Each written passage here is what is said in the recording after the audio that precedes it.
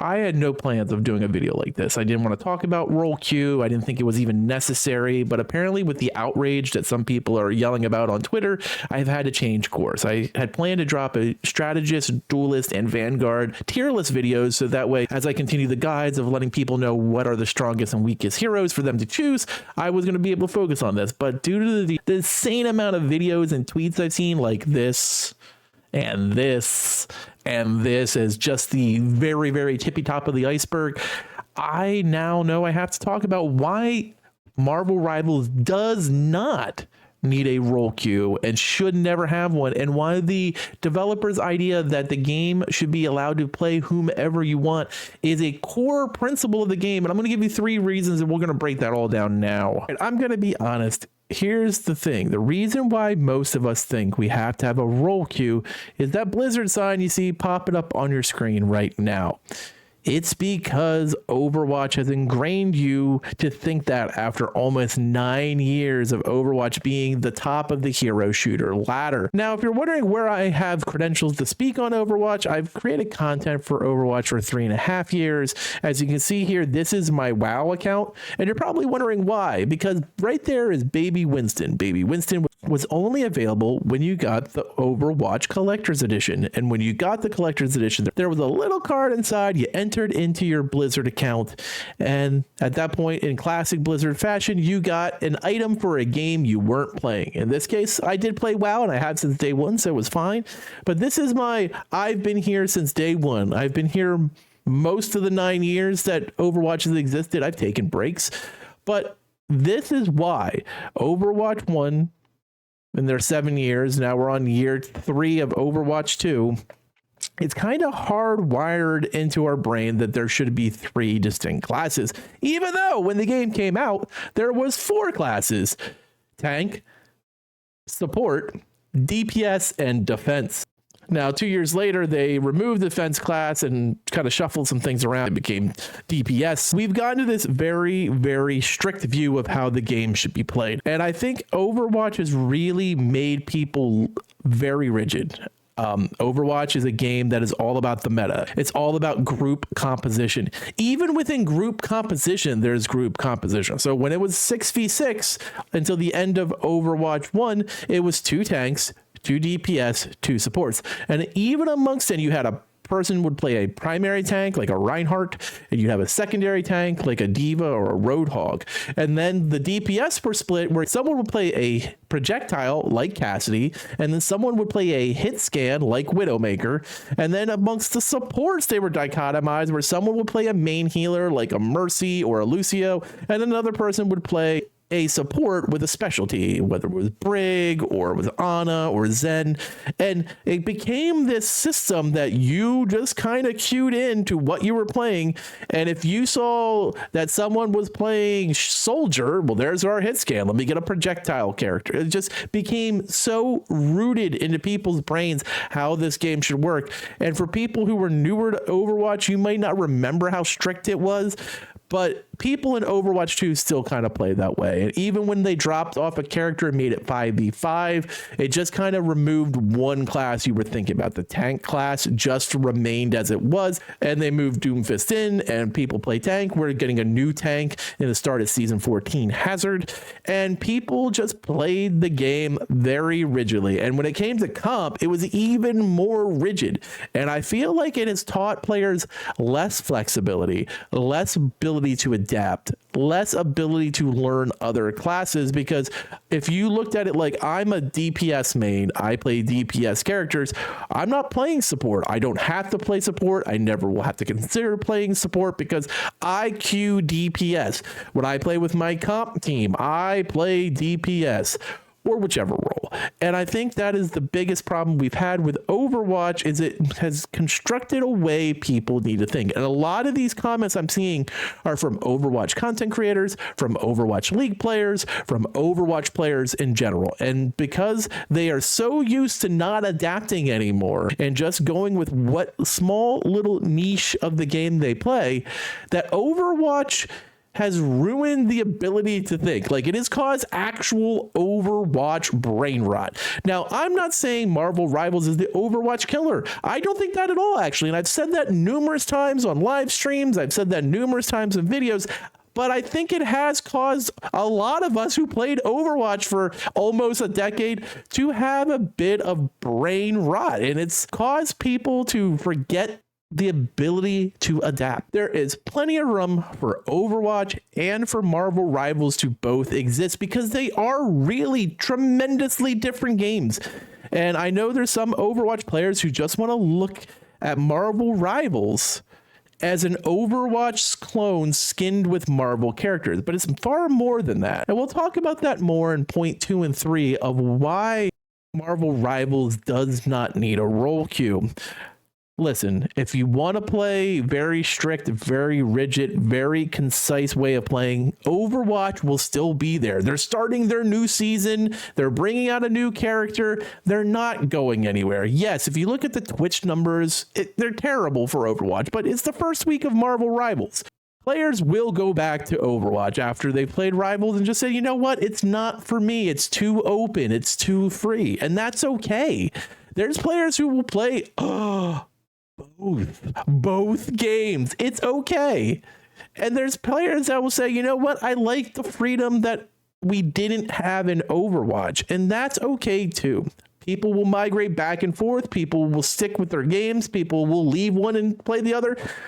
It's not a problem to look at them as separate entities and stop trying to force the rules that Overwatch established for its game on the Marvel Rivals community. Now, the second reason we have to talk about what the difference is between the two is the way the roles work. Now, as I'm scrolling through here, you see that there is the 3 classes: Vanguard, Duelist, and Strategist. And Duelist makes up a vast majority of the characters, and that is for a specific reason, because they've blurred the lines on how roles work. Yes, there are some characters that are Duelists that are pretty much just straight DPS characters. There is Vanguards that play like DPS characters, like Thor, like Venom. Those are Vanguards. They are off tanks, what you would think of in the old Overwatch days. There is Duelists that play more like off tanks as well, like Iron Fist or Wolverine, where they have higher tanking capabilities and can stay alive a lot longer. There's strategists that also have a blurring of different things they can do. The reason there is a 6 team that is open queue all the time is because those characters kind of bleed over on the roles. Now, that's not even to mention the fact that there's something that Overwatch does not have that is intricate to the actual way the game works. And that, of course, is team up abilities. And they could be between anyone. You can have a situation where there's team ups between strategists, team up between a strategist and a Vanguard, a team up between a Vanguard and a Duelist, a team up amongst Duelist, Vanguards, and strategists. It makes the game so much different to play when all of a sudden Magneto has a giant sword that he can swing around on a relatively short cooldown just because he's with his daughter Wanda. Or if you're playing suddenly as Captain America and you're off tanking, but you're with Thor, who's also kind of an off tank, but Captain America's damage is increased by his thunder ability. Now, that's awesome stuff that didn't exist in Overwatch. And these are why the queues should be free for everyone. And that is not the only thing, is that the world is destructible. So the way the game plays, the world is interactive. The maps you were on are interactive to how the game plays out. And all 3 of these things bleed into the reasons why this game was designed this way. Now, this makes for a very unique system. And like I said before, when we were talking about Overwatch, people need to remember how to think in video games and how to think about whom I'm playing with. Not, oh, is there a tank? Is there a healer? Like, those are very black and white kind of Overwatch perspectives. This team only has 1 Vanguard. It has 4 Duelists and 1 Strategist, but there's 3 team abilities between the 3 of them, and it's a really good defense map for the group that has just been constructed. That's okay. It doesn't have to fit in this cookie cutter 2v2v2 line that we've had for all these years. And I know that on the map I'm on, that maybe a Moon Knight, an Iron Fist off tank, and a Spider-Man are the best ways to get around this map that is completely evolving, like Clintar. And these are things that you had to think about. You really don't have to with Overwatch. Now, I'm not saying Overwatch does not have maps that are much better for certain characters. Like, I can think of plenty of maps where you can sit as a Widowmaker and just snipe the hell out of people. But this is kind of made the interactive component in the live game that you are playing so much more than just, do I have these tanks? Do I have these healers? Do I have these DPS characters? And the Vanguard strategists and duelist roles contain a lot more to them than what is in those specific roles in Overwatch.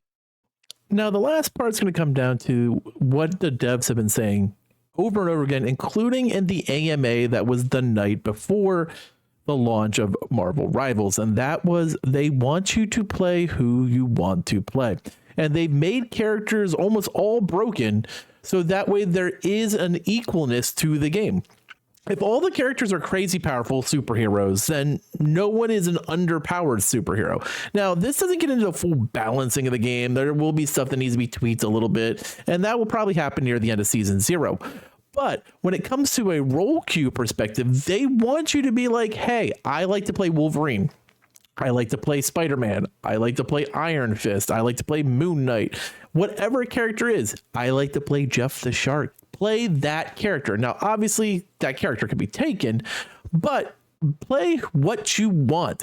Not because you have to play a role. Play the character that you find fun, that you relate to, that you have a connection with, that you just want to log into the game and spend time with.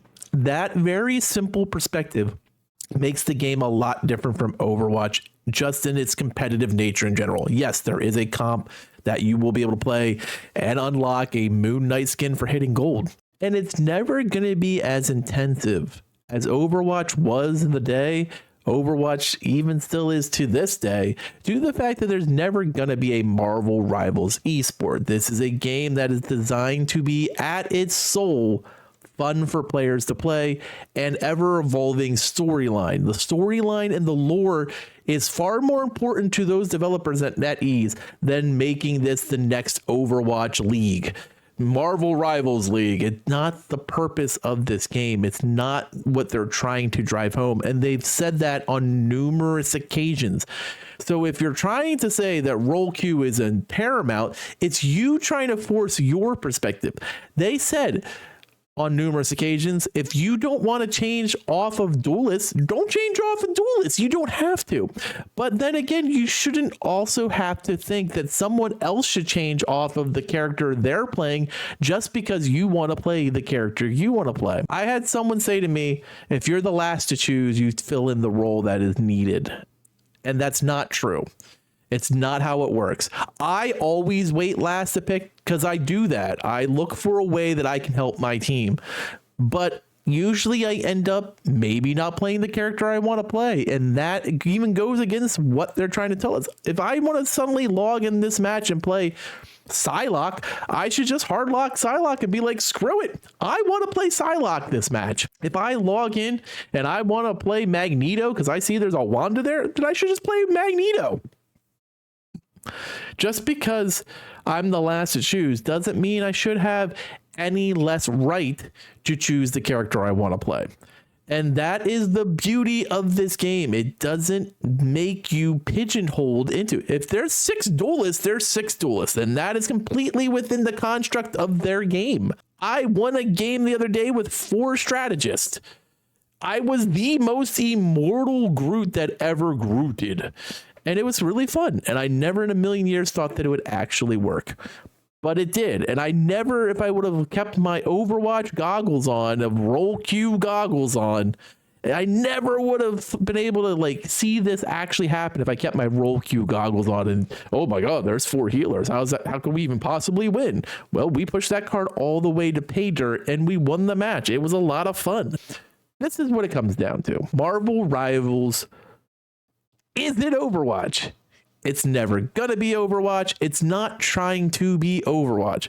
Overwatch isn't trying to be Marvel Rivals. It's Overwatch. The sooner you get your mind wrapped around that they are completely different games, that is okay to dislike or like both, play one and not the other, and vice versa, you're going to be in a better state. Stop trying to put the stuff you want to have a better experience for your own perspective on the game. I want to play duelist, so I want to make sure I have more tanks and healers available to me, so that way I can play my character I want to play to its fullest. That's not how it works. This game isn't designed strictly for your own enjoyment. It's designed that everyone can play what they want to play. And that needs to be looked at as something that, if you don't like that component of the game, is that a deal breaker for you? And if it is, it's okay. Like, go back to Overwatch, go play Valorant, go play Apex. There's tons of games out there you can play. But if you start to think about it and go, you know what? Maybe this match I play strategist and I'm the only one, and that's cool. Like, that's fine. We're still have a chance to win that match and have a lot of fun doing it. These are the components that were built into this video game to make sure that they all work together and have a cohesive plan, even if there isn't a role queue. And the sooner people stop asking for one, the better this game will be. This is the last thing I'll say about the topic. If role queue comes to Marvel Rivals, you will have sucked the fun out of the game the same way when you log into Overwatch and are just as miserable as when you play Overwatch. Because listen, I'll be honest, I've played Overwatch out of habit for years. Strictly because why not? It's a game that I can play for a little bit before I just want to rage out of my mind. But I don't necessarily have that feelings when I play Marvel Rivals because there is a levity and freedom to it. So let's not try to shackle the game that's there to have fun. Let's let the game that have fun just run and have fun. Like, that's okay. Let me know what you think in the comments below. As always, thank you for watching, and later, mates.